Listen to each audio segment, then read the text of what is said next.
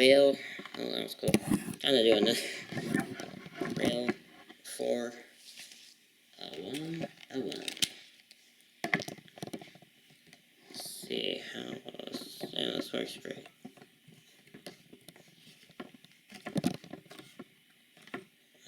Actually, it does not work great.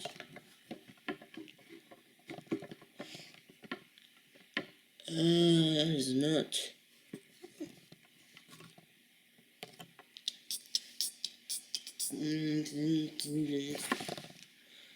Okay.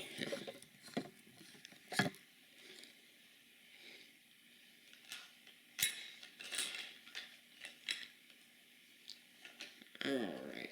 Yeah, this is definitely better. Okay, let's strap this on. Like so.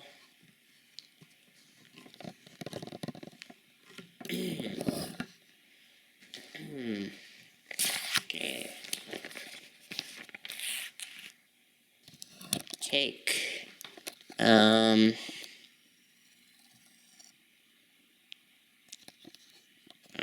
Okay, take one. Change is everywhere, from the development of positive train control to changes in passenger seating, even to the big boys' unexpected trip to the East Coast. As the crew moves into unfamiliar territory, I wanted to bring up a couple things. So, for one,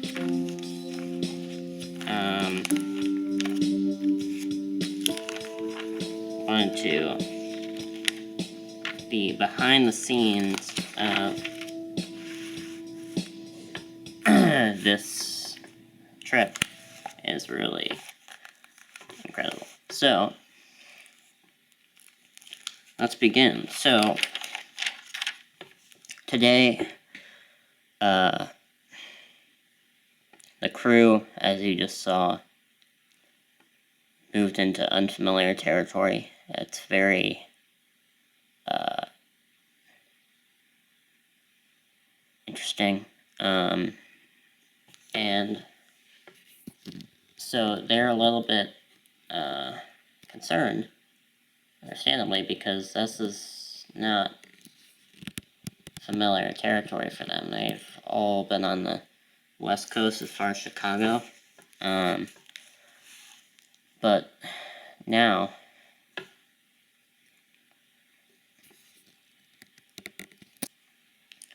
they just moved into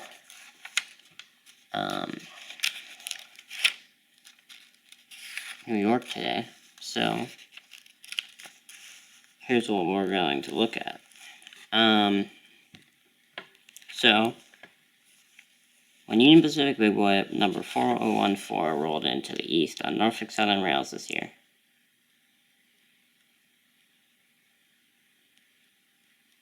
'484's first visit since leaving the American locomotive coast, Schenectady, New York plant in 1941.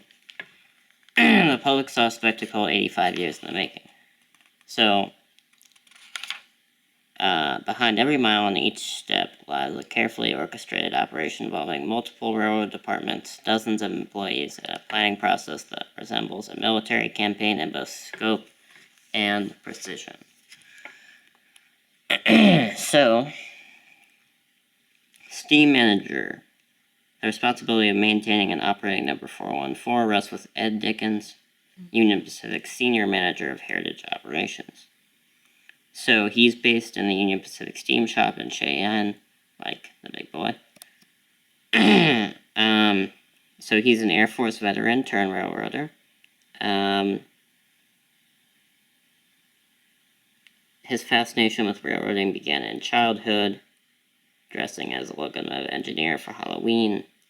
Early career, including stints on Colorado tourist lines, including the Georgetown Loop and the revived Colorado and Southern.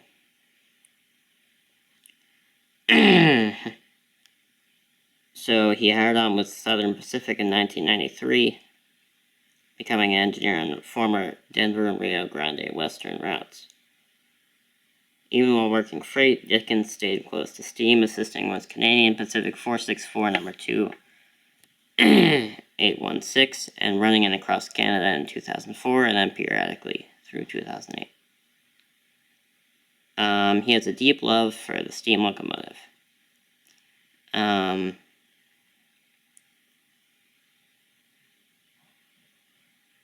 So Ed Dickens saw its big boy number 4014.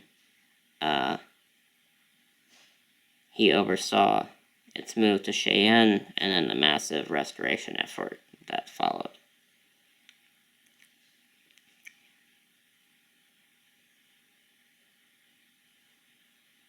As some of you know, the Big Boy's restoration program was 3 years. So, choosing the route. This is where things get a little trickier. Decisions about where number 4014 will operate began at the highest levels of Union Pacific leadership. Jim Vena, a strong supporter of the steam program, evaluated where the locomotive has been and where it has not. Long-term goal of reaching every major region of the system. Route selection becomes a balancing act between public visibility and operational reality. Wherever the big boy goes, it draws crowds. The challenge is to showcase the locomotive without disrupting the railroad's core business. Once a tentative route is identified, a detailed vetting process begins. Traffic patterns, train density, agreements with other railroads, and infrastructure constraints are all evaluated. So, this is where things get interesting because you might have seen Ed Dickens, because what he does next is he goes into, so he heads into the field, he drives, high rails, and or rides the entire route, studying clearances, access points, and potential viewing locations. So, you might have seen him around maybe in March or something like that, wherever you are, because for this trip it went all the way up there. So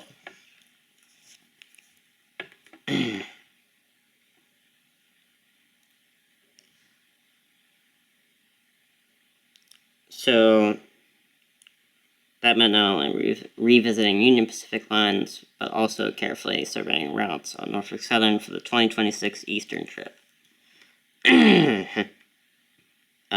Union Pacific and Norfolk Southern sought a waiver from the Federal Railroad Administration to suspend cab signal requirements that otherwise would have restricted Big Boy operation in cab signal territory between Harrisburg, Pennsylvania, and Cleveland. Dickens says, to effectively run the locomotive, you need to know the railroad. I've been over most of the Union Pacific network, in some cases many times, and I understand the physical characteristics. For the 2026 trip, he applied that same level of scrutiny to Norfolk Southern routes. Public access is another key consideration. So much of the industrial infrastructure does not accommodate large crowds. Dickens works closely with operations and engineering teams to identify locations that can safely handle spectators without disrupting railroad operations. In some cases, that means designated viewing areas along the perimeter of a facility. In others, no public access at all. Even where public access isn't possible, Union Pacific makes an effort to host employees and their families through Family Day events, featuring cab visits, photo opportunities, and of course, plenty of whistle. Norfolk Southern routes, most of which had never hosted a locomotive as large as Big Boy, presented their own challenges. Biggest hurdles was familiarity with steam-era engineering concepts, particularly axle loading. Norfolk Southern civil engineers initially focused on the locomotive's total weight, including a fully loaded tender and water cars, and concluded the railroad could not support the massive 1.2 million pound machine. In reality, the key figure is axle loading, the weight carried by each axle, not the locomotive as a whole. On a steam locomotive, that weight is distributed across multiple axles, reducing the load applied to the rail at any single point. It became clear that Norfolk Southern's main lines could accommodate the big boy. That's a good thing for future. Clearance, also another concern. Tolerance in some locations measured in inches. We'll probably see those, possibly on camera. Although existing documentation indicates the locomotive will fit, Dickens personally inspected tight spots, traveling the route to take precise field measurements. The swing of the articulated locomotive's boiler on tight curbs requires additional clearance. In at least one case, Norfolk Southern modified a bridge at a close clearance location that added a margin of safety for the big boy's passage. On familiar territory, Dickens begins by confirming that track configuration, switches, sidings, and terminal layouts remain unchanged. He supplements that with more than 200 pages of personal notes and hand-drawn maps detailing mileposts, landmarks, water sources, and access points. So his first call is always to the regional vice president, whose territory the locomotive will traverse. This situation, that's a lot. Having their support is critical. So planning extends through general managers, superintendents, terminal managers, and field personnel. Terminal managers in particular must approve locations where the train can be held during stops. When number 41014 is on the road, stops typically fall into two categories: overnight layovers and whistle stops, or brief pauses in communities along the route. Dickens varies whistle stop locations to spread the experience around. On the well-traveled North Platte-Omaha corridor in Nebraska, for example, the train might stop at Lexington in one direction and overturn on the return trip. Crew terminals like North Platte are natural stopping points. They allow crew changes without requiring an additional crew to reach an intermediate point. Operational needs also dictate spacing. Number 414 typically requires servicing about every 80 miles. So about every hour and a half. Some visits serve broader public affair goals, including shipper recognition and community engagement. In those cases, Union Pacific's Public Affairs and Government Relations team works alongside operating departments to maximize the impact. Not every stop can be publicized, of course. In areas where crowds could create traffic or safety concerns, the railroad may deliberately limit advance notice. There are also stops that are termed viewing opportunities, based on what Dickens calls the Grand Island model. In Grand Island, Nebraska, the yard cannot safely host the public, so the big boy stops on the main line in town for a brief viewing opportunity. So this approach will be used extensively on the Norfolk Southern portion of the 2026 trip. Bridge analysis is another key step. So he reviews older structures for speed restrictions.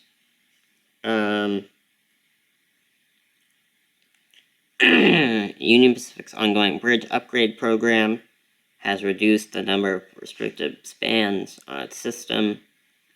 Specifically, 15 bridges were taken off the list. The steam crew includes Dickens and 6 other full-time staff members, supplemented by 5 or 6 others who rotate in and out, some of whom have been involved in steam operations for years. The passenger cars behind number 414 come from Union Pacific's extensive business car fleet based in Council Bluffs, Iowa. We saw that little behind-the-scenes thing a couple days ago. Dickens submits operating plans early to ensure availability. 4884 will also pull freight cars, serving two purposes: providing additional braking capacity and showcasing newer equipment. An older caboose is included when freight cars are part of the train. So we saw one of those in North Platte.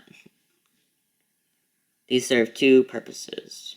One car never leaves the train, a tool car. We've recognized it so it has everything we could possibly need. If we had to pull pistons or rods in the field, we could do it. The car carries spare parts, tools, lubricants, and supplies, all meticulously inventoried and maintained. He credits his military background for the emphasis on organization and discipline, with daily checklists governing everything from mechanical readiness to housekeeping. So a question was asked, why a diesel? The presence of a diesel locomotive on most trips has been controversial among rail fans. Number 414 is the world's largest operating steam locomotive. Why does it need diesel assistance?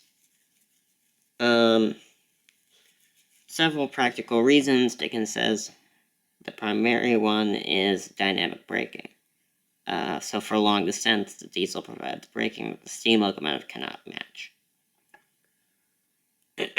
On longer trips, using the diesel can also help conserve number 414's water and fuel supplies. The biggest reason for the diesel is to allow the crew to switch the train during layovers. At many locations, the train must be broken up during extended stops. Without the diesel, another locomotive would have to be requested to handle the work. Dickens prefers to keep the steam operation self-contained, and bringing the diesel allows the crew to handle switching without calling for outside resources. Very nice. As you can probably see here, that's for the positioning. As you can see, the positioning in the Kansas is also perfect. That's why they positioned it there. The ground team.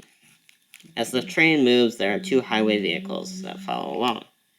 The first is a 1-ton pickup known as the Pumper, equipped with a hail fire pump and nearly 2,000 feet of hose. When no local fire department is available, the pumper connects to a hydrant and pressurizes the line, especially useful when the hydrant is far from the track.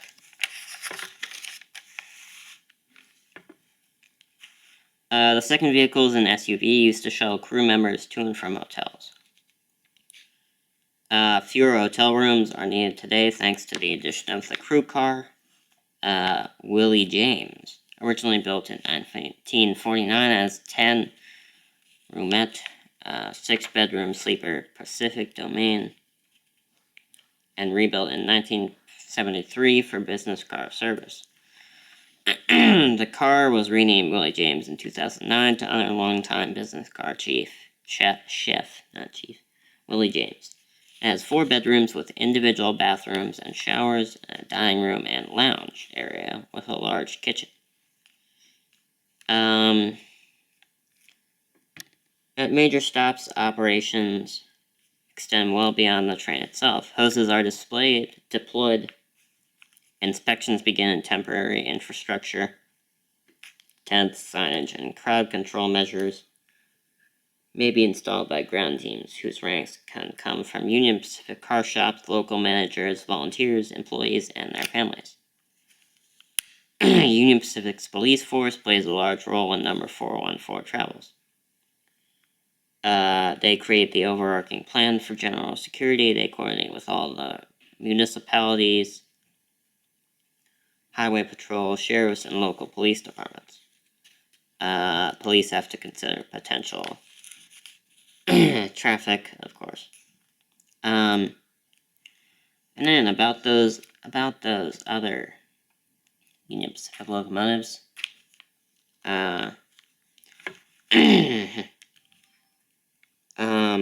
So Class FEF 3484, built by American Locomotive Co. in 1944, holds the distinction of being the last steam locomotive purchased by Union Pacific, and it has never been officially retired. The locomotive underwent a major overhaul in 2016 and has not operated since double heading with number 414014 to Ogden, Utah in 2019.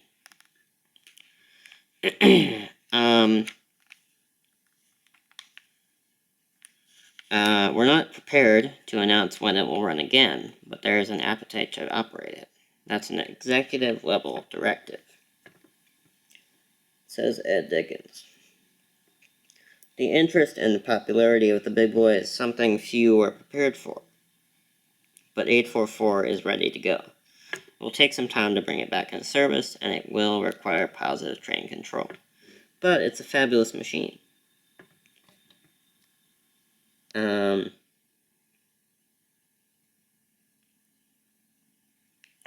With both numbers 844 and 4014 on the roster, Union Pacific determined its 4664 Challenger number 3985, once built as the world's largest operating steam locomotive, was surplus to the needs of the program and was retired in 2020. 2 years later, the Challenger was turned over to the nonprofit Railroading Heritage of Midwest America in Silvis, Illinois, along with 2 number 5511, the last surviving Union Pacific Santa Fe type.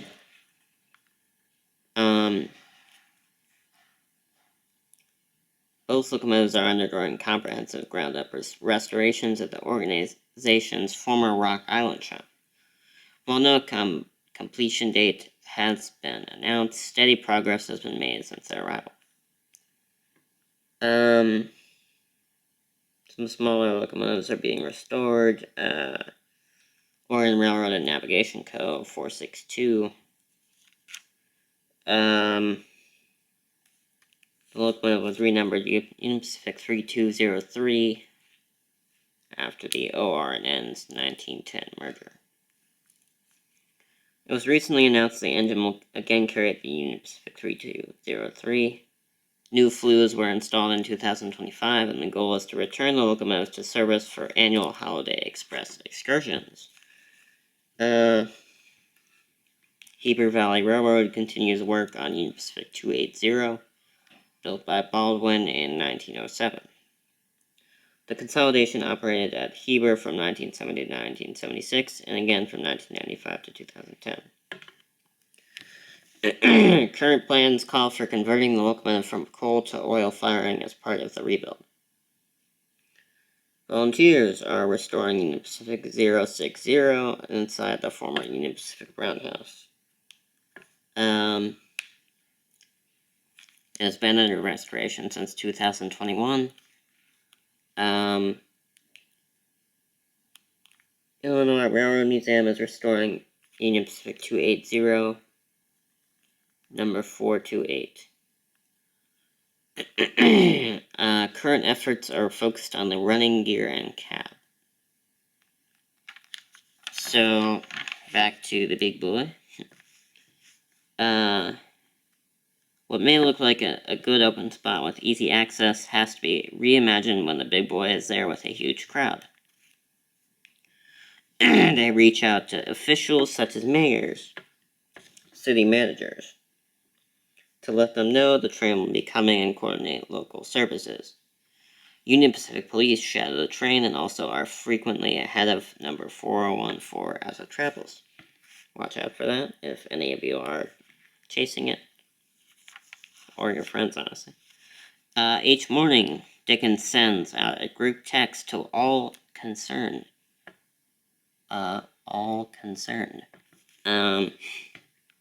Confirming the plans for that day. A routine that keeps all parties aligned as the train moves across the network. He says law enforcement personnel are always the first to reply.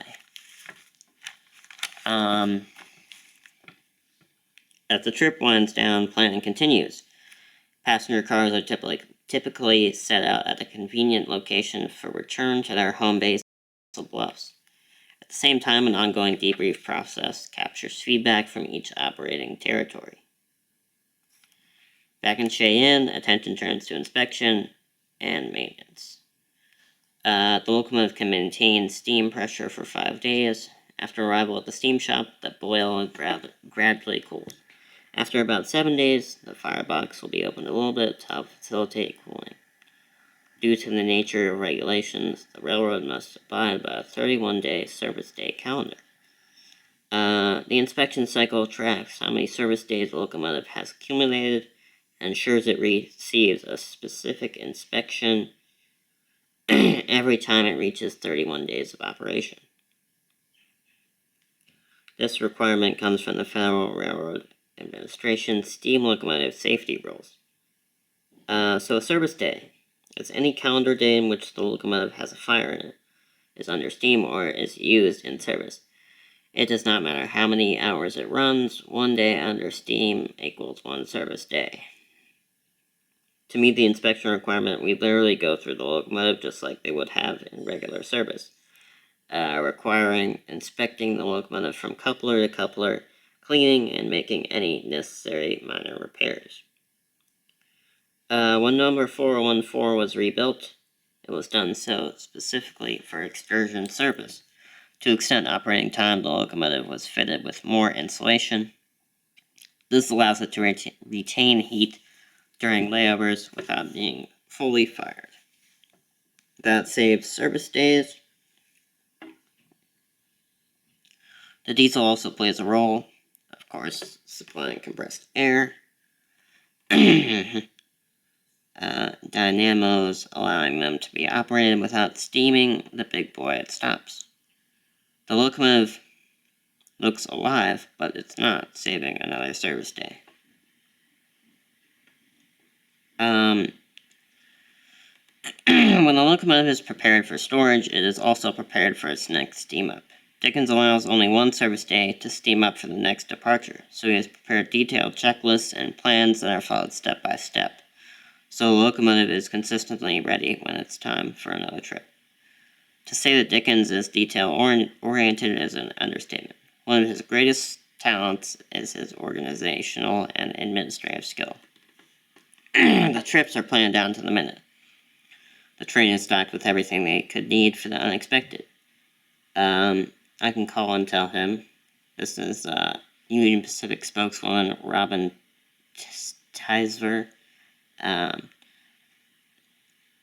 can call and tell him, we are going to pick up a reporter here, and he can tell me exactly where that reporter needs to stand to get on the train. A plus for the public face of the Union Pacific Steam program. Dickens seems as comfortable on camera as he is with his hand on a wrench, the throttle, or the whistle core. The big boy is a moving icon, a reminder of the scale and power of the American railroading. What remains largely unseen is the system behind it, the planning, discipline, and coordination required to move a 1 million-pound steam locomotive across a modern freight network. Every mile is the result of these efforts. So,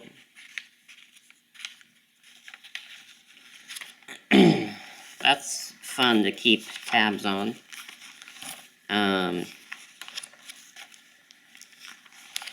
And yeah, it's pretty good. And keep in mind, also as the MD is making a comeback, which is good or bad, depending on your take. But as the locomotive continues east and west next video in a month, to just keep an eye on that.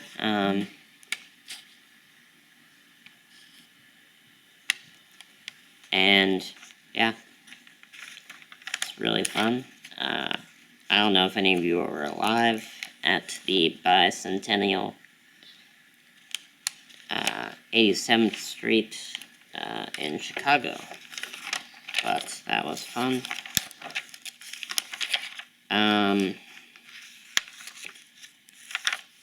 Bicentennial locomotives of Pittsburgh.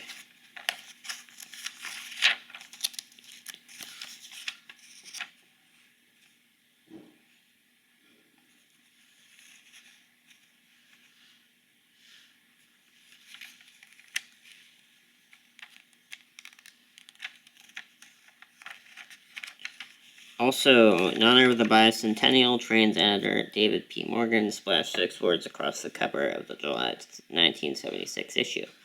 America unimaginable without the Iron Horse. Those words ring as true today as they did 50 years ago. Morgan's point was simple. Take railroads out of American history and the nation we know could not exist. So, yeah.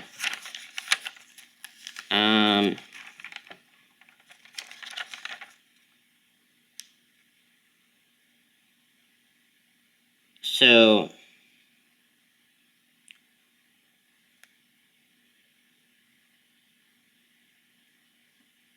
over the last several months, the Class 1 railroads not named Union Pacific or Norfolk Southern have been accused of opposing the largest, most unnecessary proposed rail merger ever attempted because those railroads are afraid to compete or are selfishly afraid it will hurt their business.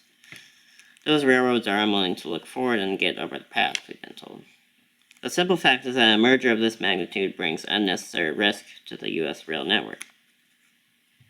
It creates a Goliath with unprecedented market power in the hands of a company that already has an established long history of uncompetitive behavior.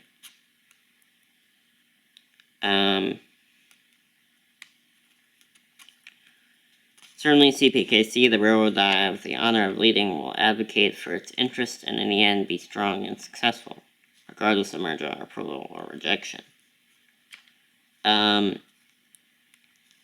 So it's not the Class 1 railroads that are going to determine the future of this industry. Rail customers' voices will. They have the strongest voice because they have the most at stake.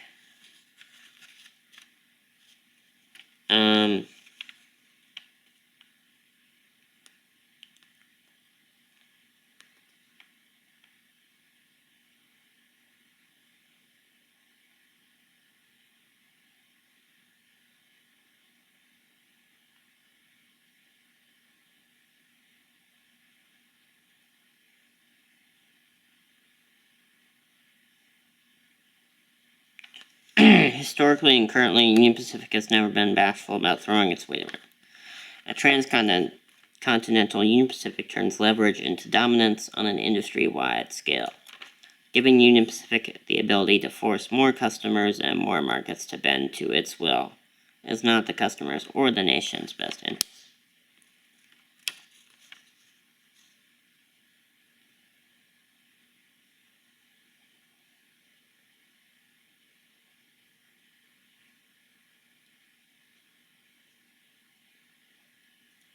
I encourage every rail customer to get involved. Maybe in the end you don't join the conversation.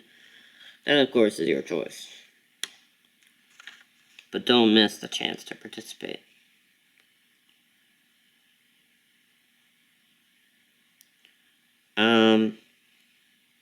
Truth has to be known. If rail customers don't provide their perspective, it's not going to be heard. I have no doubt the STB will look to do what's right to protect the strength of the U.S. rail network, which supports the strength and vitality of the American economy. They are incredibly data-driven.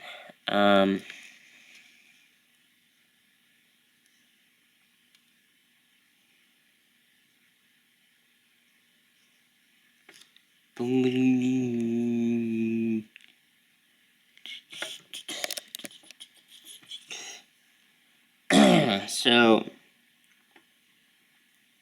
they need to have fullness of data and evidence to make the right decision. If you don't share your concerns, this irreversible decision will be made based only on what Union Pacific and the few that benefits it. Don't let your company's history be determined or written without your voice. Ooh. So, in spite of that, can railroads ace their next big test? So railroads pledge to have enough crews to handle surges. It's an important question because railroads have not always handled surges in volume particularly well. Traffic declines, railroads furlough train crews, and traffic eventually rebounds, either faster than expected or concentrated in a few key terminals or corridors.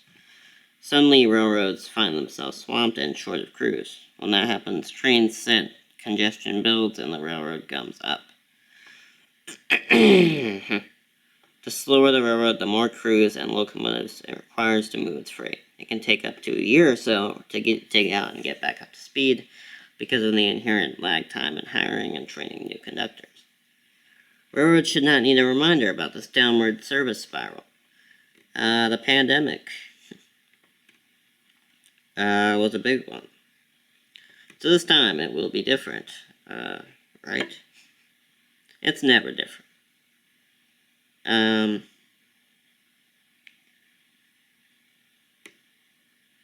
Historically, when year-over-year volume increases approach the mid-single digits, we find out which companies have most succumbed to Wall Street pressure on the operating ratio and have been running too lean in terms of critical resources, particularly train crews. There's always one. CSX was tops on hitting that year-over-year growth. BNSF was close. Both railroads also made the deepest reductions in the engineer and conductor ranks. What this likely means is that BNSF and CSX have been moving their tonnage on fewer but longer trains. It's a formula guaranteed to help improve the operating ratio.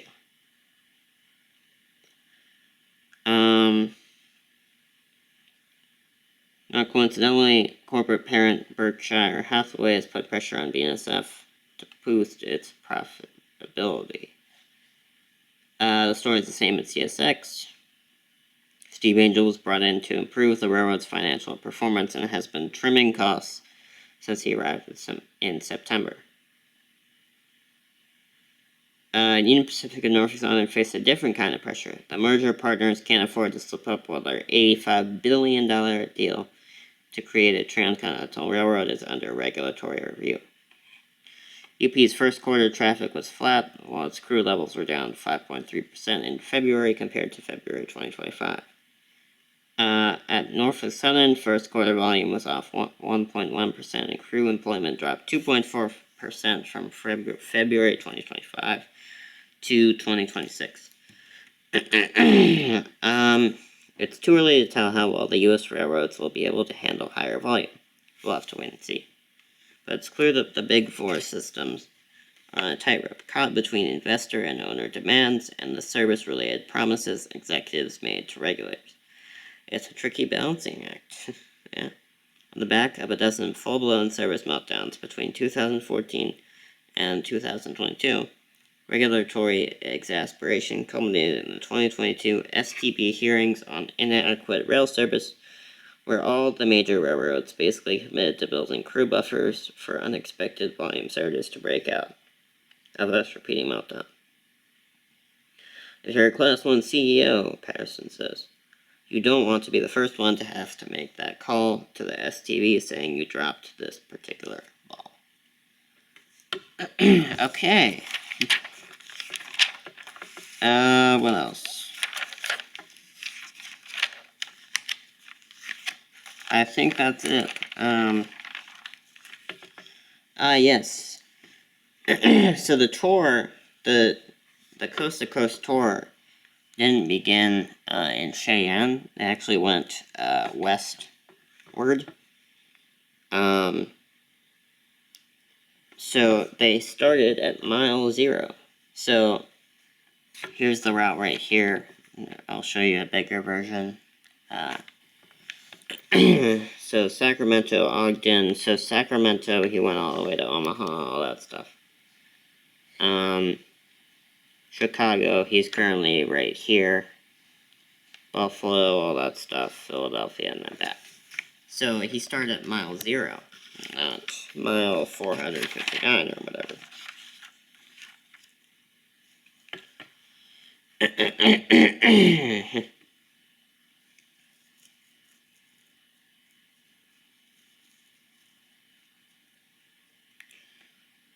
Let's see if there's anything.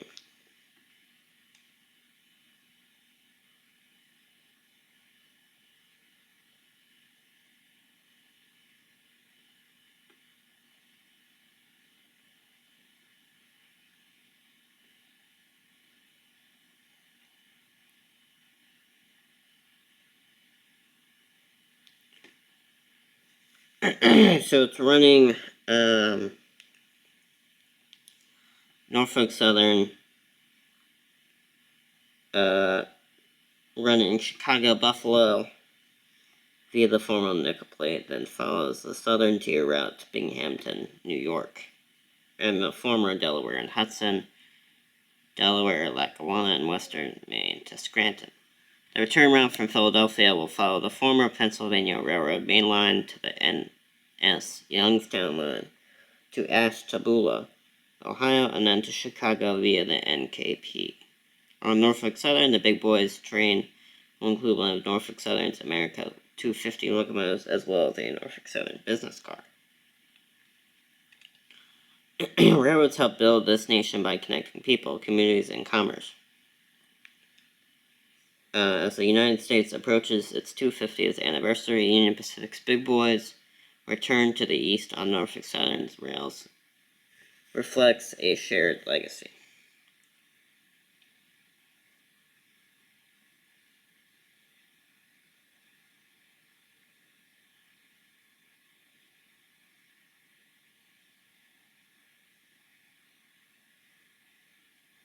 So you can still see it. There's a Reading and Northern, and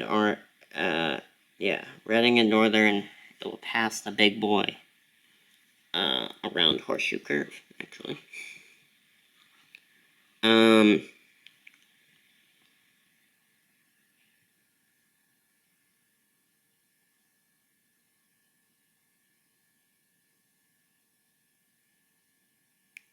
So before a Ford posed with a banner commemorating its trip.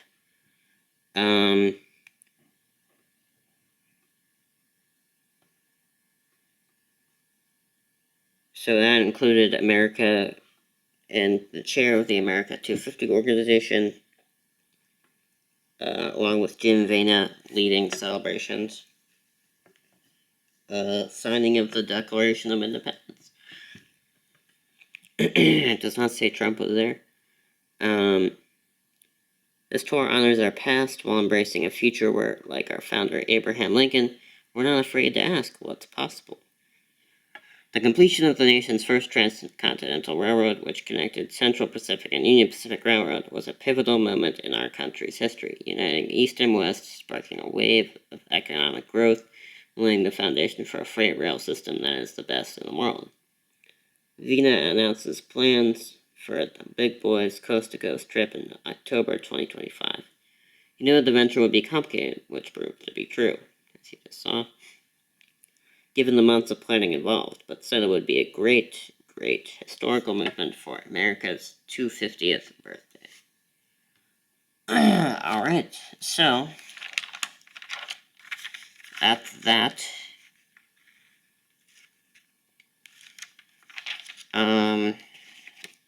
So keep a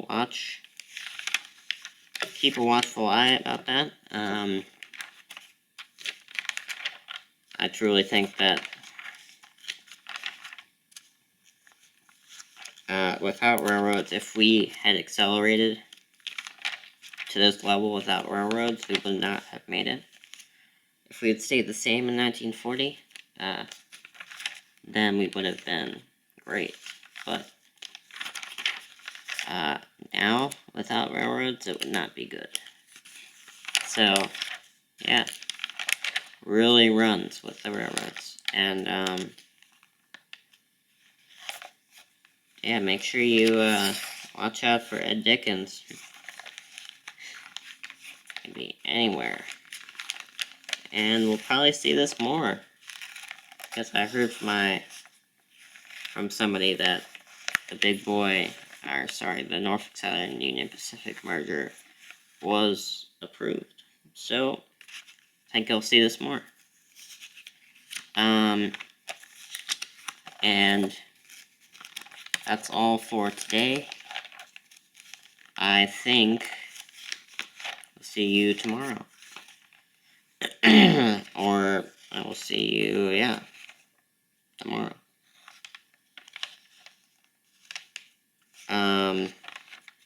By the way, it does go into New York tomorrow, not today. So, yep, look out for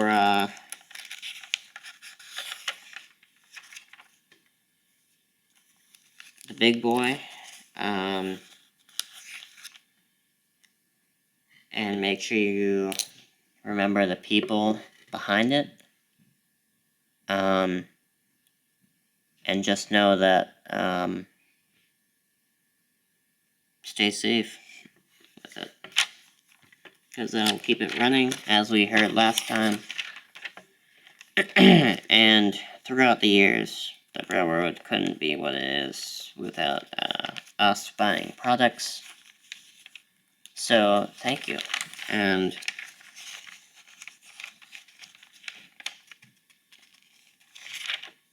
hopefully the big boy will have a great year. Have a great trip. So thanks for watching, and I guess I will see you next video of Rail411.